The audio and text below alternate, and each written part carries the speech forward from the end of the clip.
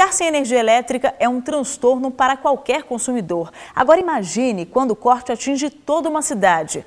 É o que está acontecendo em Goiás. A Companhia de Eletricidade suspendeu o fornecimento de energia a dezenas de municípios sob a alegação de que juntos eles devem à empresa aproximadamente 350 milhões de reais. O Ministério Público Federal no estado instaurou um inquérito civil público para apurar o caso. As reclamações que chegaram até o Ministério Público Federal por causa da suspensão do fornecimento de energia elétrica em 37 municípios goianos no mês de janeiro resultaram na instauração de um inquérito civil público para apurar os fatos. Alguns serviços públicos que são considerados essenciais para a sociedade, para a população. Entre esses serviços está o fornecimento de energia elétrica.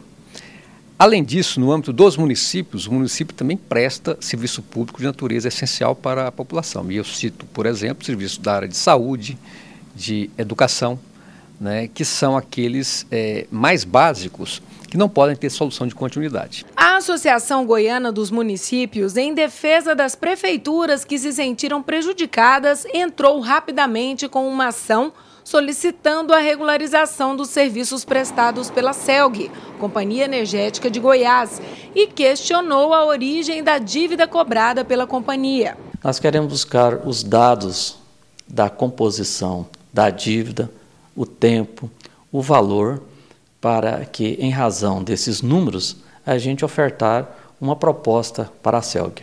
E até o momento, essa planilha ainda não foi apresentada? Não, até o momento não, mas ainda eu creio que está num prazo de fornecimento desses dados para que a gente possa atuar efetivamente nessa proposta. A CELG justifica que o corte do serviço aconteceu devido ao montante da dívida dos municípios e que os serviços essenciais não foram afetados. A exemplo de qualquer consumidor da CELG, né, que deixa de pagar suas contas, os municípios foram avisados das suas dívidas, né, que deixaram de pagar. E, vamos dizer, decorrido o prazo regulamentar, eles foram cortados, os que não tinham proteção judicial, liminares, etc. Então, a CELG, só para esclarecer, ela não corta atividades essenciais, tais como hospitais, bombeamento de água, delegacias, etc. Então, a CELG não faz esse tipo de corte, só mesmo os cortes permitidos pela regulamentação. No município de Guapó, que tem cerca de 15 mil habitantes e fica na região metropolitana de Goiânia, foram atingidos os serviços da sede da Prefeitura, Secretaria de Meio Ambiente, Secretaria da Educação e Fazenda Pública.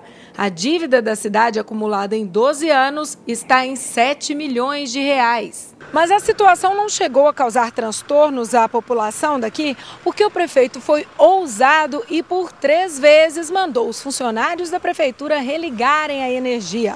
Ele alega que para quitar a dívida seriam necessários 240 meses, ou seja, um período de 20 anos. O que o senhor pensa a respeito disso? Aí eu acho que eles deveriam entrar em um acordo aí e eles pagar, né? Porque a população também não pode pagar por um erro deles, né? Mas, assim, pelo que eu estou sabendo, foi causado pelo outro prefeito, que deixou, né? Sem pagar. Aí esse aí até a gente fica até meio do lado dele, porque nesse ponto ele está certo, né? Porque não tem como ele pagar também um dinheiro desse do outro prefeito que deixou para trás, né?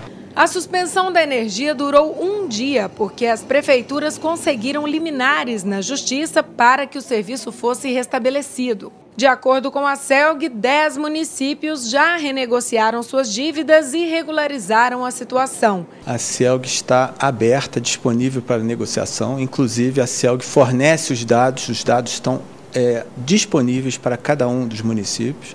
Tá certo? E nós estamos aqui prontos para negociar e buscar soluções para o problema da dívida entre os municípios e a CELG. Agora, o Ministério Público Federal aguarda os dados obtidos na investigação para verificar possíveis prejuízos à população.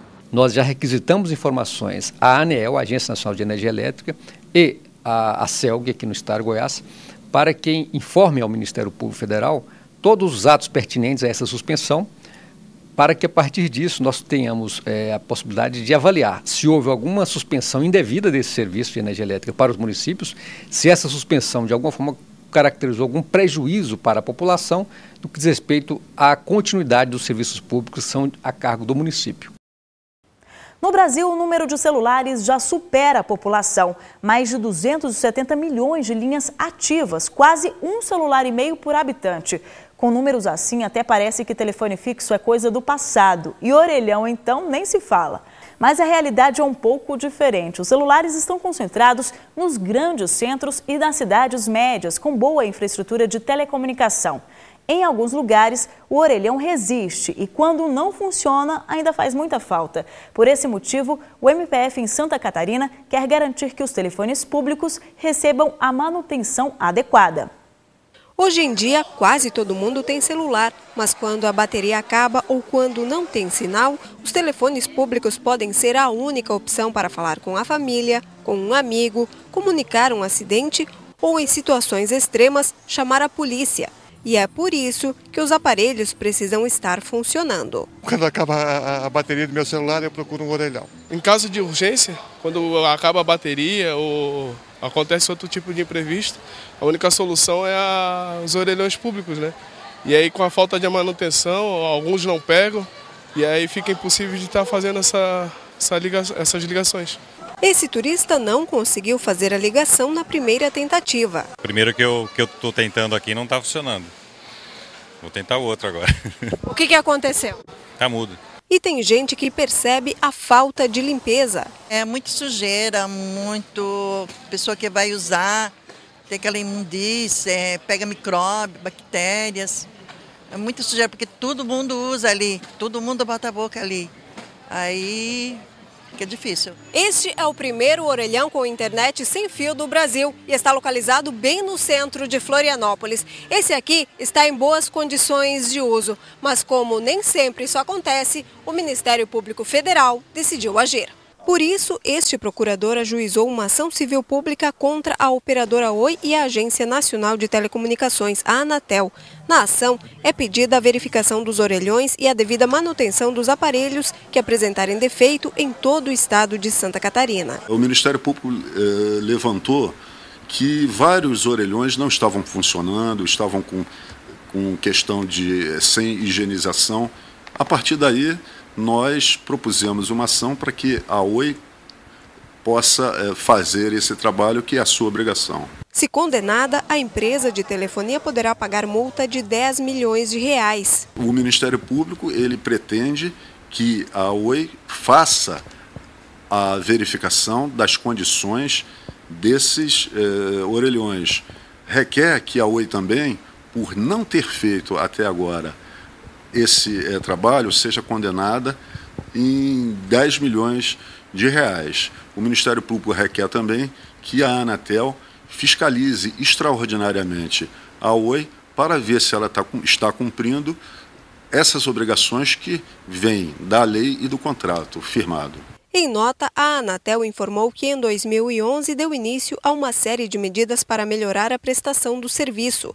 Na oportunidade, as concessionárias se comprometeram a promover a limpeza e manutenção dos orelhões no Brasil. Segundo a agência, a medida garantiu que o número de aparelhos em funcionamento passasse de 40% para mais de 90%. A Anatel alega ainda que 89,5% dos orelhões estão ativos em Santa Catarina. Também em nota, a Oi informou que em 2013, em média, 10% dos 37 mil orelhões de Santa Catarina foram danificados por atos de vandalismo. A operadora destacou que mantém um programa permanente de manutenção dos telefones públicos no Brasil. A seguir, a ação do MPF em São Paulo consegue evitar uso indevido da Lei de Incentivo à Cultura.